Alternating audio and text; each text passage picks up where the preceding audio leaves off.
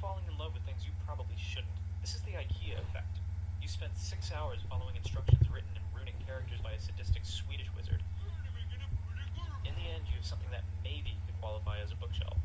It wobbles, it leans, it actively threatens your life, and yet you love it. You love it more than any perfectly crafted furniture you could have bought already assembled. That's the IKEA effect. It's a setting in your brain that says, if I built it, it must be valuable. And it doesn't just apply to furniture, it's the same with Lego spaceships or homemade meals. Anything you struggle to create yourself, you like more. And companies know this, and they take advantage. Look at the booming meal kit business. Preparing those kits still takes a fair amount of time and effort, and they're often no cheaper than just ordering a pre-made meal. So why does our brain have this broken setting? Because deep down, we need to feel competent. Doing things from scratch tricks our brains into thinking we're capable, smart, and in control. Simply put, it feels good, until you try to sell your bookshelf.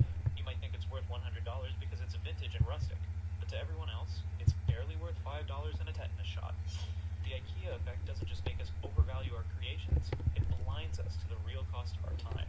Let's say you make $20 an hour, then it's technically cheaper to spend $400 on a pre-assembled bookshelf than $300 on a shelf that takes you 6 hours to build. You're paying with time, energy, and opportunity cost. Our brains just can't grasp that sometimes effort does not equal value. Hedonic treadmill.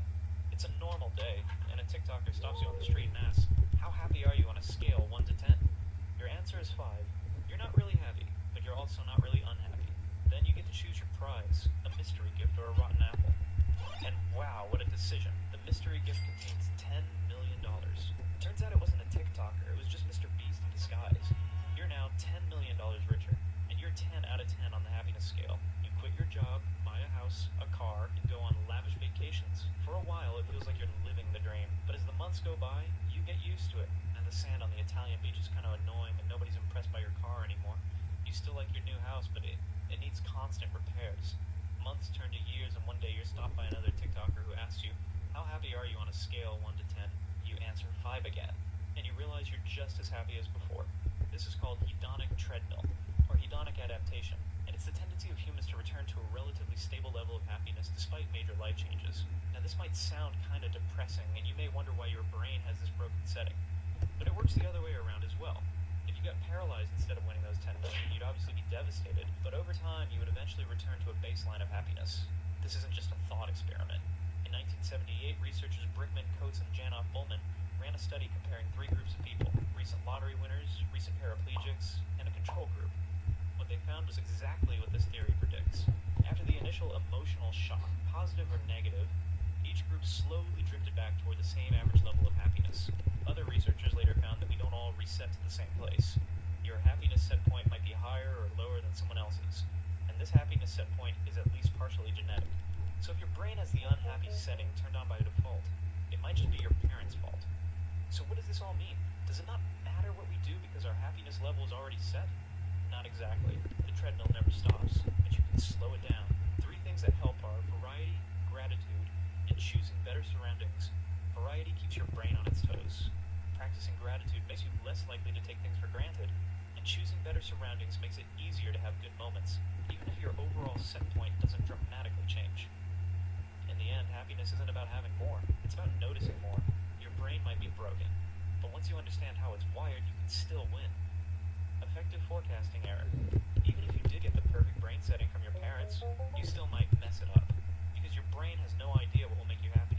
Enter effective forecasting, your brain's guess at how future you will feel. If you're about to break up with someone, you know it'll suck, but you probably think it'll suck way more than it actually will. Psychologists call this the impact bias, the idea that we expect emotional events to hit harder and last longer than they actually do. However, there is a fix for our broken brain. Instead of trying to guess how you'll feel, ask someone who's already been through it. Yeah, it sounds lazy, but studies show it works. Other people are less influenced by your personal biases and can usually assess situations more objectively. They are basically better emotional time travelers than you. Planning fallacy. In 1994, 37 students were asked to estimate how long it would take to finish their senior theses. The average estimate was 33.9 days, but the actual average completion time came in at 55.5 days. Turns out our brains have a broken setting called the planning fallacy, which makes us very bad at estimating how much time we actually need to finish anything. We don't just guess wrong, we consistently underestimate. The Sydney Opera House was supposed to be completed in 1963. Instead, it dragged on for 10 more years, and when it finally opened, it was a scaled-down version of the original dream. What is this? A center for ants? And it's not just the Australians. These examples can be found all over the world. The James Webb Space Telescope launched 14 years late and cost $9 billion more than planned. The Berlin-Brandenburg Airport, 9 years late, 7 billion euros over budget. Olkiluoto Nuclear Power Plant Unit 3, 14 years late, another 7 billion euros blown. Your brain doesn't just make optimistic guesses. It ignores past failures, fixates on what feels unique, and underestimates everything that can go wrong. It lies to you because the truth would hurt too much. Illusion of control. There are 1 centillion stars in the universe. You live near one on a rock spinning 100,000 kilometers per hour through space. You'll be here for maybe 8 years, a quarter of cosmic time, and yet you think you're in control. You think that your rituals change outcomes. That effort protects you from randomness, that your decisions actually shape the chaos. This is the illusion of control, one of the most convincing lies your brain tells. If you're driving, you probably think the risk of a crash is lower than if you were in the passenger seat. Why? Because you're behind the wheel. You're in control. Except you're not. Not really. Traffic is chaos, and confidence is not control. In one study, investment bankers were asked to control a stock graph by pressing random keys. The graph moved randomly. Their actions had no effect, but the traders thought they were making it rise. The traders who were most convinced they were moving the chart scored worse on all metrics. They made less money, had poor risk management, and executed worse trades. The illusion of control is a broken brain setting, and turning it off doesn't make you weaker. It makes you clear-eyed. Ironically, the more power you have, the stronger the illusion grows. And when you start thinking you control everything, that's how you end up invading Russia in the winter. More power leads to more corruption, and usually to an overreach and risk-taking. There is one thing you do have control over, whether you subscribe to the paint professor or not. What will it be? Remember, it's not your fault your brain is wired this way. Your brain didn't evolve to see the truth. It evolved to help you survive, even if that means lying to you. But once you spot the broken settings, you don't have to follow them. See you next time. Mir.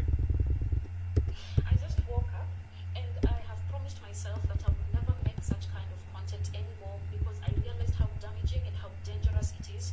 Because in the last 24 hours, the level of self-loathing and self-hate that I have witnessed from Africans, it can only be rage bait. It can only be planned. They divide and conquer. Someone said in the comment section that this is CIA's work. They're just cheating. They're like, see the divide and conquer. See how these people are perpetuating and propagating hate against themselves and hate against their people.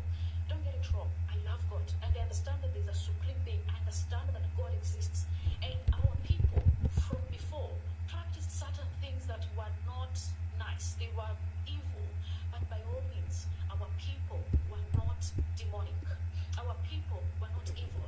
And whatever happened to them is not something that you can comfortably say with the God that I do know, that he sat around and said, instead of giving them grace, go plunder the continent, lynch them, enslave them, colonize them, do indescribable acts on them so that you can give me to them.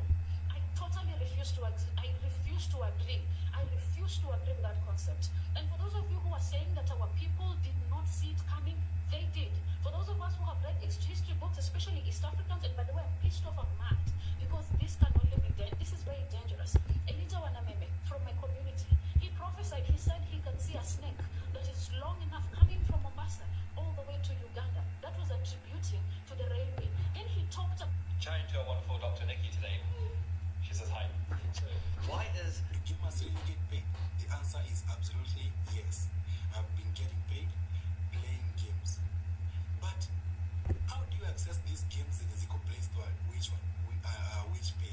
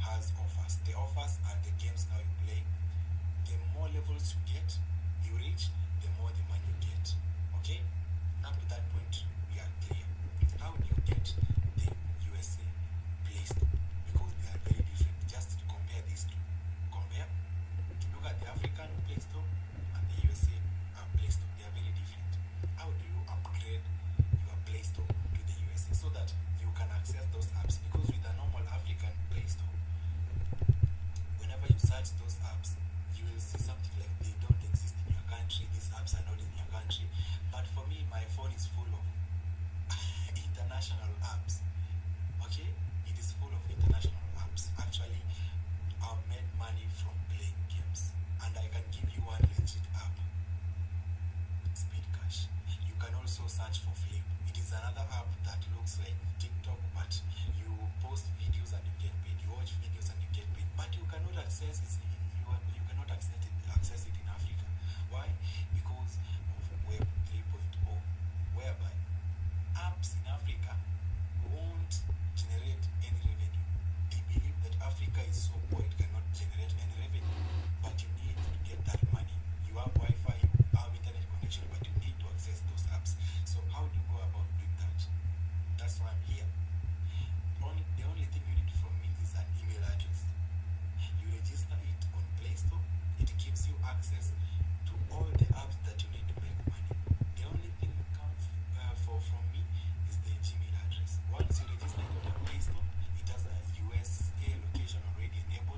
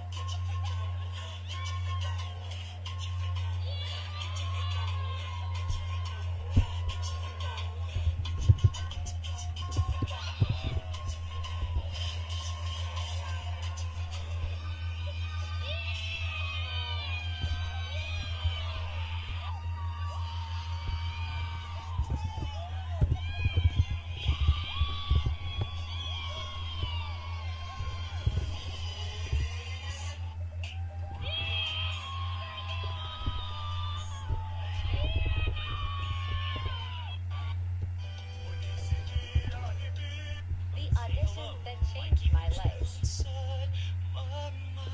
We all know like the girl cheat code is like a forehead kiss. Like you're like, oh my god, I'm in love with you. Like I'll never forget that. Like what are the things that like girls can do to guys is the equivalent? Like I am genuinely amazed that women don't know the answers to this. So let me put you on game real quick, because there is only one true definitive answer, and I won't hear anything other than it. Scratches. And there are 3 particular ways that you can scratch your man that will put him into the same feeling as if he's just giving you a forehead kiss. And here are the reasons for it. Number 1, I'm driving my vehicle down the road. The lady sat next to me starts scratching the back of my head. I am now put into a world of peace and tranquility like no other. It does not matter what is going on around the outside of the vehicle. There is nothing but pure clarity up here. It doesn't matter if I've just had a road rage incident, completely forgotten about it. It doesn't matter if I'm stuck behind a middle-aged man on a bicycle and I'm staring at his arse crack. I do not care. I want this moment of head scratches to last forever. It is peace and tranquility like no other. Number 2, say for example, I'm watching a film with a lady. I lie down, put my head in her lap. She pulls my t-shirt back up, starts running her fingernails up and down my back. I feel like a pretty little princess. And I don't care what any bloke says, we love this. It's exactly the same as when you are the little spoon. And again, we won't admit it, but it feels like we are the princess. You are taking care of us, and we can just fully relax and we feel vulnerable, safe. Kila mzazi atapata 2 milioni yake. Uniweke karibu na jamako na inches. Kutu niko nayo, nisizikwe nayo. Nimetoka photoshoot, ulo chini drip tu. Usiniweke karibu na ukuta, naweza jigonga, nikufe tena. Kona iko na charger, please. And usiniweke kwa cabinet, huwa nakojoa.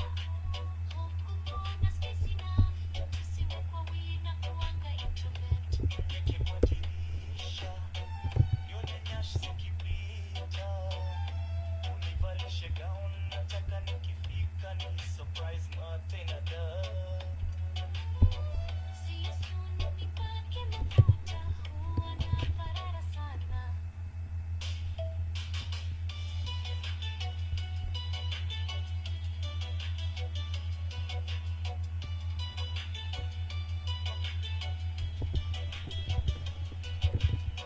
Sleepover ni kwako, wacha nikurushe kakitu, nataka special treatment.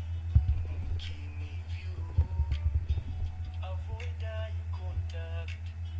Nitasha ijuni first time. Nisifanye dhambi, kesho ni heaven. 2 milioni yangu. Aipe mate, mzee atakunywa yote. Uko fully booked. Sipendi baridi, uniweke na kakiti, na karibu na msichana mnono.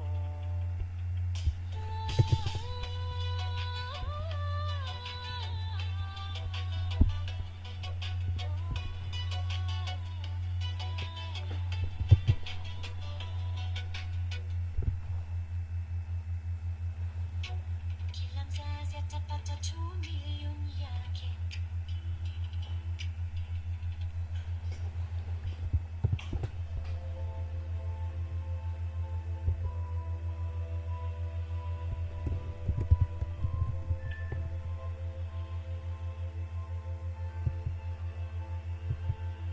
Hey, babe.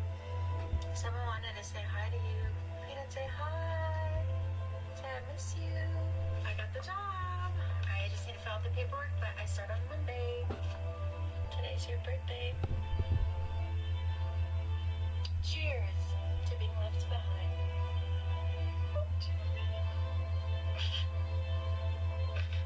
Hi, my love. It's been a while. Still hanging on. Well, I was feeling hopeless.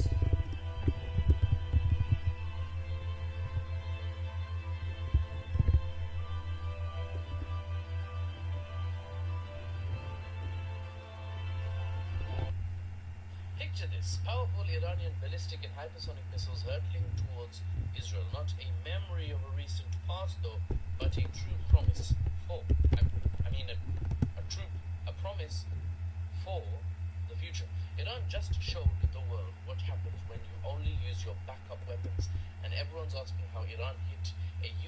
this, but then got thanked by Trump on X, Twitter, and offered a ceasefire thereafter.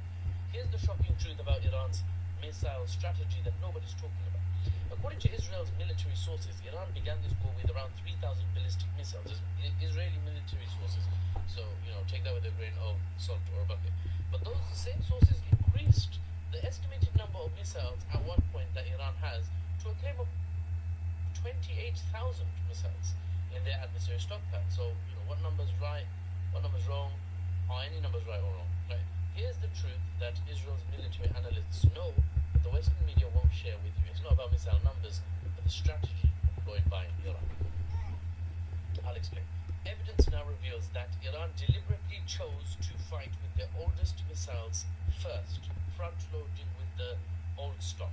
The operation that commenced in response to Israeli attacks on June 13th is called by the Iranians True Promise 3. That attack used primarily Qadr and Emad missiles, which are built on Iran's Shahab 3 design. It's a missile design from over 30 years ago. I was probably not born, or maybe drinking milk at the time, right? Back in the 1990s. Think of it like showing up to a street race, right? Iran showed up to a street race, but in their dad's Toyota Prius while keeping the Dodge Demon or the Lambo SUV in the garage, and still stressing their opponent out with the Prius. Right? Qadr and Emad missiles entered service in the mid-2010s. These missiles pack 750 kilo warheads and can maneuver during their final approach. It's something I've talked about for the Khyber Shekans and the Oreshniks. And yes, the West also has missiles like that, but Israel, doesn't, and they don't deploy anything like that. The US does have such missiles. Now, these are old missiles, and even they can dodge, intercepted missiles from Israel. It's not looking good for the Israeli state. But they're far from Iran's most advanced weapons. That's the important thing. Even with these older missiles, Israel says Iran has fired over 400 missiles. Sources say over 500 to 600 missiles over the course of the 12 days, with over 40 causing damage or casualties, forcing Israel's expensive defense system to burn through their reserves trying to intercept these missiles. But here's what should terrify anyone paying attention who seeks the safety and security of the Israeli state. Iran has kept its real weapons locked away, not thrown away the key. They've kept them locked away and has the potential to unlock them and use them at a time when Israel's missile defenses might end up exhausted, interceptors end up running out, right? Iran has two fast and maneuverable missiles, the Khyber Shekan, which I've made a video about in the past with a teal colored banner. Go check that out if you're interested afterwards.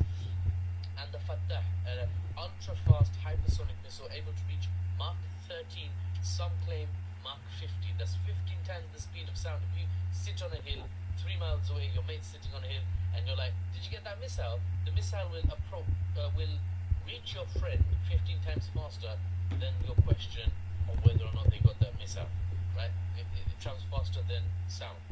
I don't know why you're firing ballistic missiles at your friend and why you're sitting 3 miles apart from each other on a hill, but anyway, they are even more difficult to intercept, these two new ones, but Iran hasn't deployed them yet except for the Khyber Shekan right at the end of the 12-day.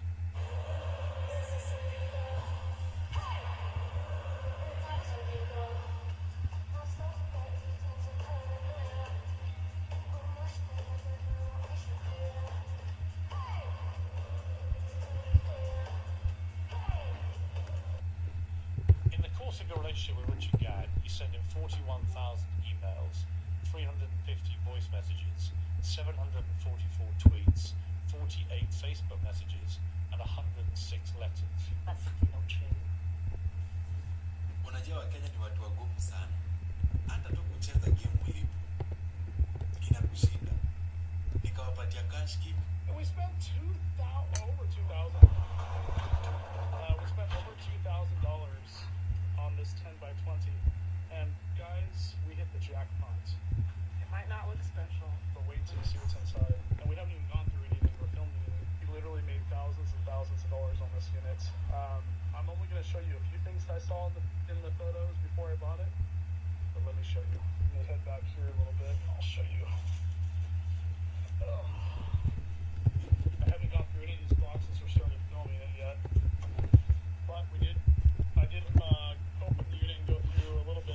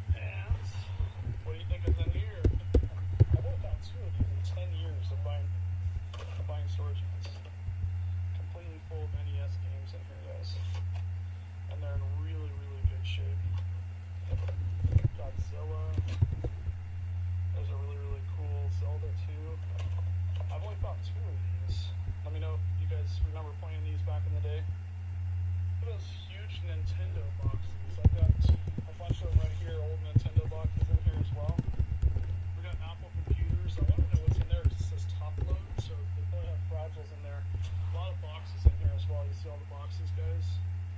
Insane. Just open the box up. Look at this. There was no top to it. NES or Nintendo 64, Wii, and a few others. Game consoles. A lot of electronics in here. You can see the monitors right there as well. Look at that. They're all wrapped up. What's this? Some sort of arcade. Oh, that's a really old Microsoft t-shirt. Look at that. Definitely love video games. Never seen these before, have you guys? Weird. Oh, that one says PS3. So I'm assuming there's PS3 games in that one. I'm not sure. You see this thing right here, and I'm really curious to see what it is. Let me pull it out real quick. I'm not sure what this is. Interesting. This one says Dreamcast. Oh, old game. Interesting. Let's see here. I guess I can keep it there. Oh, he's got old Lego sets in here, brand new. Interesting. Oh, wow. Look at that. It's huge. Isn't that crazy? I know. I mean, there's a lot of cords in here, too. Is it in there? Let's see. Feels heavy. Oh, yeah, it's in there. How's the screen look? That's an old style one. Man, was that one of the first DSs ever made? Crazy. That's cool. Alright. This one says Nick on it. Oh, wow. It's all old games. That's cool. Old Sonic. Are these computer games? Yeah, PC games, yeah. Look at that. See inside there? Oh, wow. I think there's some money here, guys. Let me know what you think. But this box was the one I just showed you, and they got a bunch of Xbox Jedi, Xbox One boxes in there as well. That's crazy. I'll show you one more box, and I gotta get filming. Okay? I can't show you everything. And I've only showed you like 5% of this. Why is this so heavy in here? Oh, it's all games and stuff. Some more NES games. Razor. So he even kept some of these boxes, probably, huh? Why is this so heavy? Oh, Pokemon cards. Yeah, we found probably thousands of them already. Let's see what year are these. Yeah, these are all 1999 to 2000s, guys. What about, who is this? I'm not a Pokemon. Stage 1, 2002. So really older Pokemon. Probably found thousands of them. Right. So Ashley uncovered one last. She's like, we gotta show them this. These are all video games. GameCube, PlayStation.